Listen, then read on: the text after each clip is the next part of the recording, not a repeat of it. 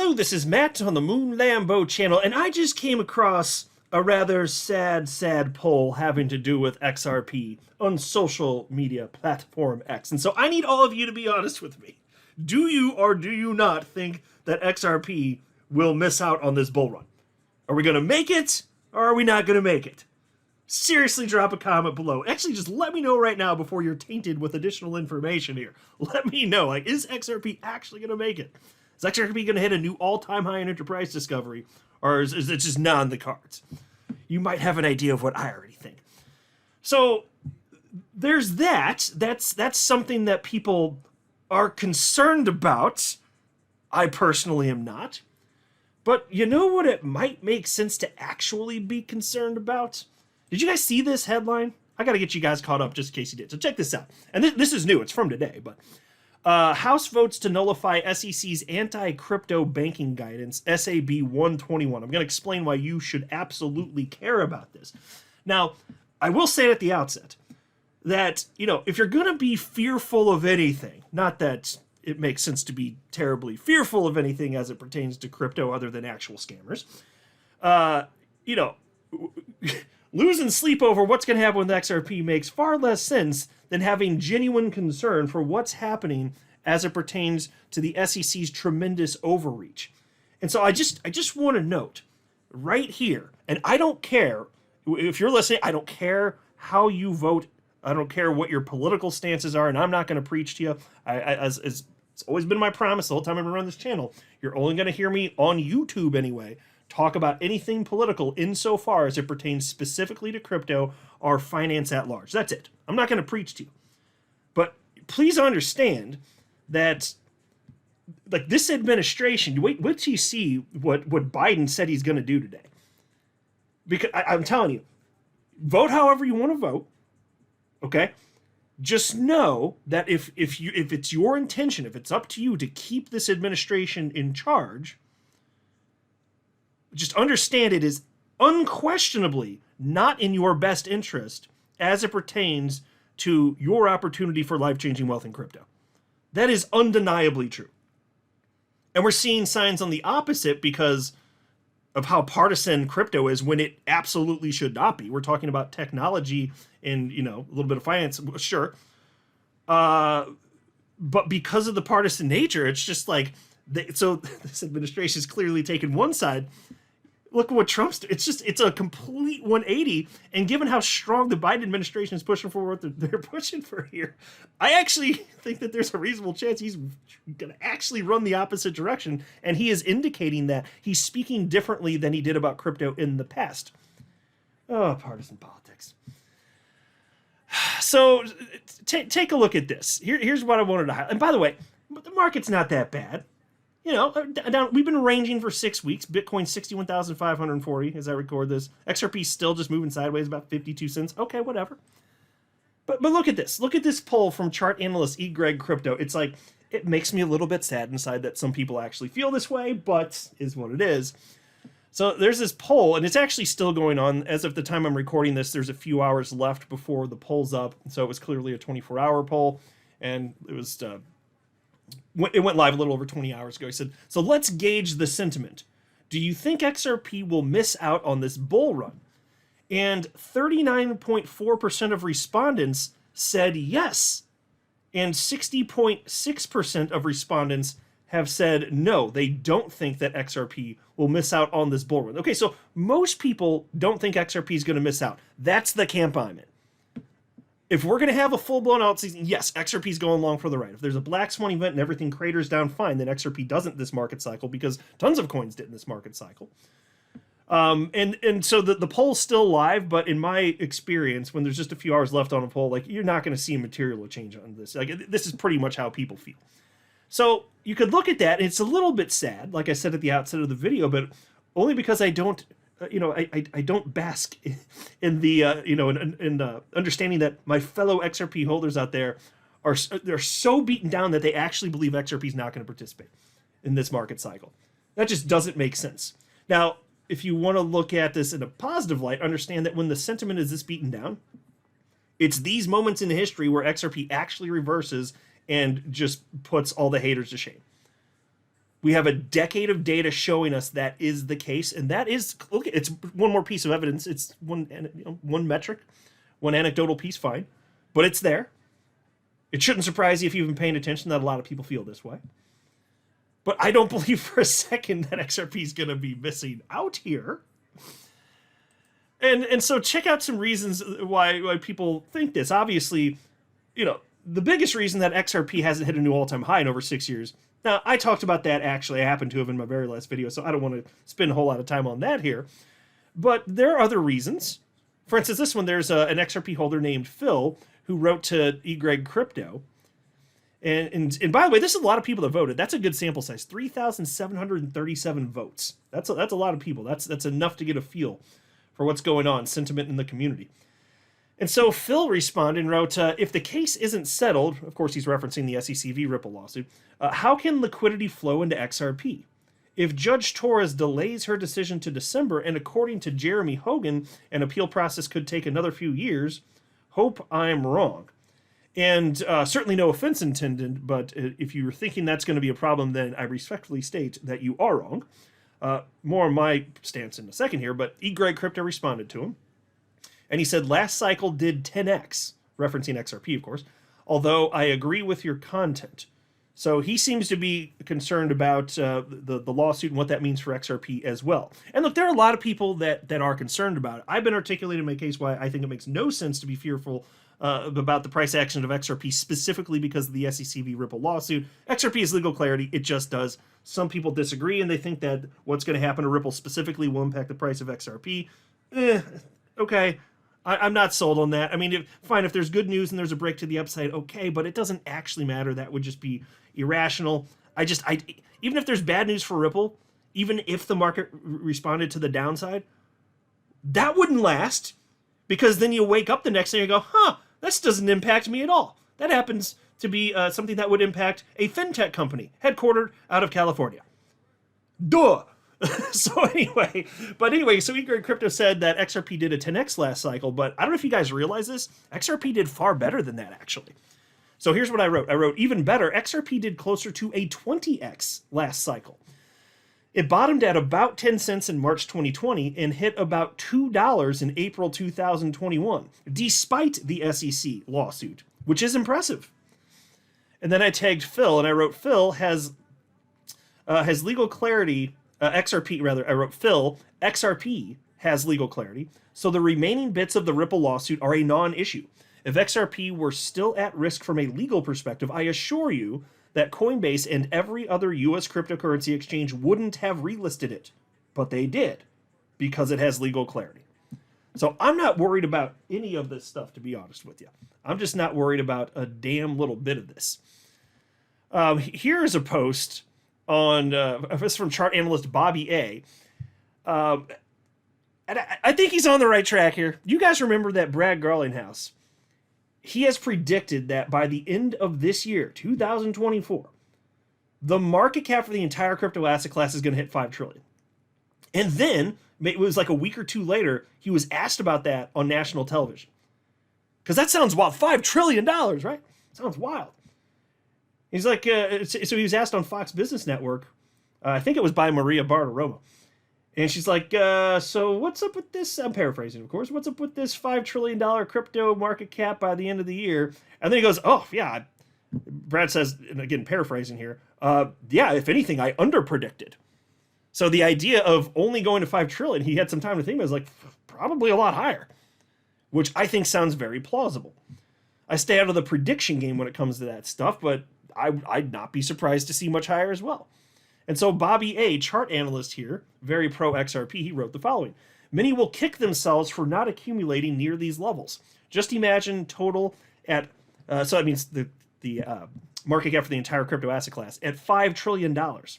Assets that are trading in cents now will be trading in dollars.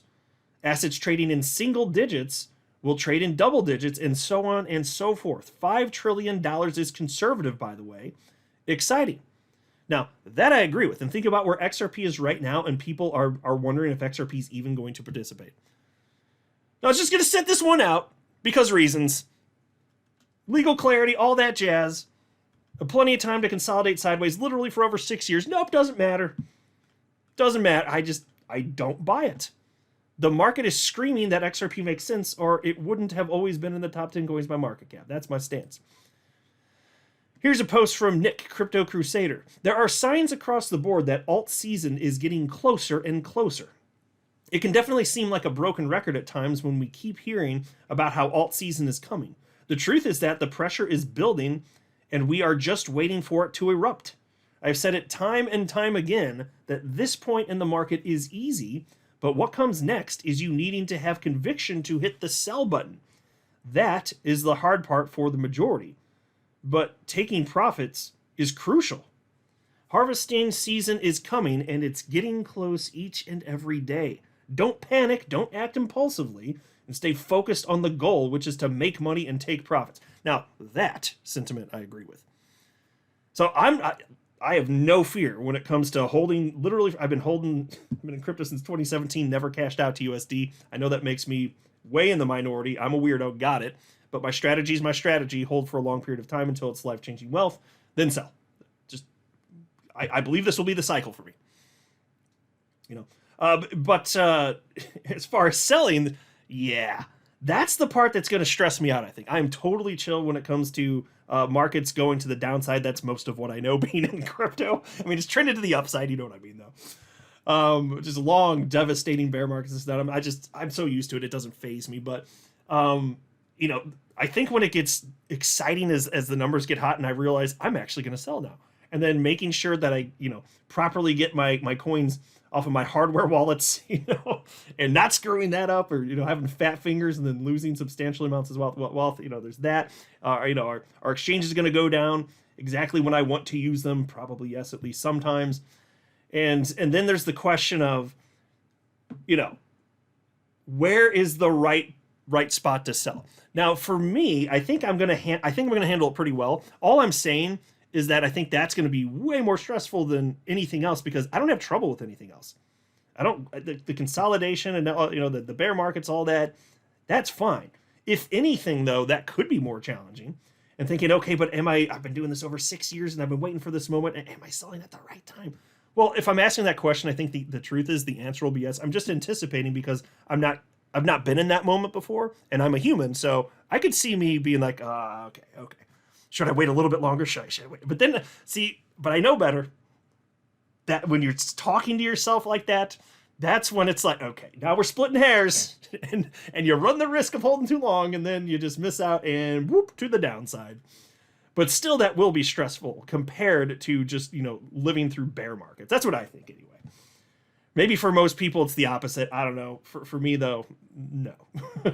So we'll see. But I absolutely intend to take massive profits this cycle. I mean, unless everything's actually collapsing right now, but I don't believe that for a moment. I really don't.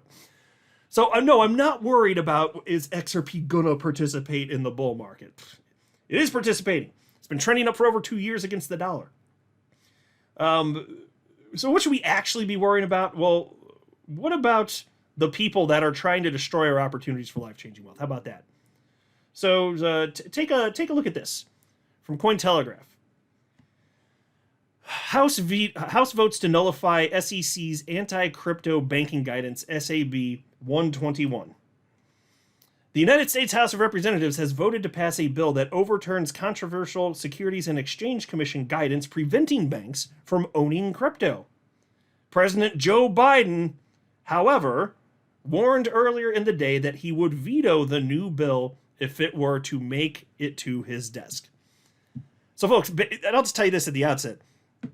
What Gensler and crew have done is implemented what they're just calling standard regular old issue policy, but the nature of what they're trying, they have implemented actually, with SAB 121 back in, I think it was 2022, that type of procedure, if you will, that would normally require a much more rigorous process and back and forth and open critiques from the public, so on and so forth, before being implemented. But instead, he just made it like a low-level memo, basically. We're just going to do this little thing, and then by calling it this, he's been able, at least to this point, to get away with it. And so, because it's bad, it's bad for crypto, it's bad for you listening to this. But the current president, and from the top down, I mean, he literally said it today. President Biden said, no, we like this. We want to have this. And he's going to veto it if it makes it to his desk. That's what he's telling you. It's right there. So again, vote how you want to vote. I'm telling you what to believe or not believe. That's not the purpose of this channel. This is not a political channel. It never will be. I'm just letting you know what the ramifications are of this presidency having another term as it pertains to crypto, and it's bad. I'm not thrilled with what happened under Trump previously, but now, I mean, you guys know politics, though. Like, everything is so hyper-partisan, even if it doesn't need to be. And it just, whatever one side does, the other side frequently takes the other, like, just hardcore the other side. And so if that's the case, here I welcome it. Here I would welcome it. Bring on the unnecessary partisanship in politics. Yes, please. Because that would mean that we have good things happen for crypto for the next several years. But either way, what's happened, under this administration, far worse than what happened under Trump. Far, far worse. It's not even close. Not even the same ballpark. Peace continues. On May 8th, the House voted to pass a bipartisan bill dubbed HJ Res 109, which overturns the SEC's Special Accounting Bulletin, that's SAB 121, that requires banks to hold their customers' crypto assets on their balance sheets, which is not the case for traditional assets such as securities. Republican Congressman Mike Flood, the lawmaker who introduced the resolution, said SAB 121 was unfair for banks looking to custody crypto, as custodial assets are always considered off balance sheet. Notably, 21 Democrats voted in favor of the bill, which combined with the unanimous 207 votes from Republicans, saw the bill pass 228 votes to 182. Now, folks, you can't tell me that this isn't all about partisanship. So yeah, I'm glad that the 21 Democrats jumped ship from the party and were like, no, that doesn't make sense. Credit where it's due. Good for them. But you can't tell me with that much of a divergence that this isn't hyper-partisan, even though it shouldn't be, because we're talking about technology. At its core, we're talking about technology here. The gap should not be this wide. So again, y'all vote however you want to vote. It's on your screen. It's not good. If something doesn't change, this isn't good. So, I mean, in this particular case, this resolution passing, that's good. I just mean big picture. Peace continues. Despite the bill being passed through the House of Representatives, President Joe Biden stated he will veto the new bill. Did I just skip? Oh, yeah, I guess they just repeated something. So I was like, did I just scroll up and not realize it? In a May 8th statement, the White House said it strongly opposes members of the House of Representatives looking to overturn SAB 121, claiming it would disrupt the SEC's efforts to protect investors in crypto asset markets and to safeguard the broader financial system. Limiting the SEC's ability to maintain a comprehensive and effective financial regulatory framework for crypto assets would introduce substantial financial instability and market uncertainty. So there you go. He's, Biden and his team, they're very pro-Gensler. No thanks. No thanks. I'm all set here. I'm good. I'm good to go. No thanks. No thanks. Introduced by the SEC in March 2022, SAB 121 outlines the regulator's accounting guidelines for institutions looking to custody crypto assets. Notably, SAB 121 virtually prevents banks from custodying crypto assets on behalf of clients. U.S. lawmakers, including SEC Commissioner Hester Peirce, have argued SAB 121 jeopardizes the willingness of regulated banks to act as crypto custodians and treats crypto holdings differently than other assets. By overturning SAB 121, the bipartisan resolution ensures consumers are protected by removing roadblocks that prevent highly regulated financial institutions and firms from acting as custodians of digital assets, wrote the House Financial Services Committee in a May 8th statement.